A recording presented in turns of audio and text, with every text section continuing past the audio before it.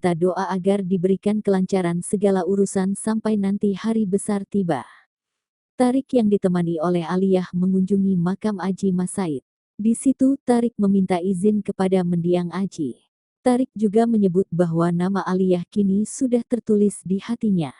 Hanya saja, Tarik ingin meminta izin kepada Aji untuk menuliskan nama Aliyah di buku nikahnya.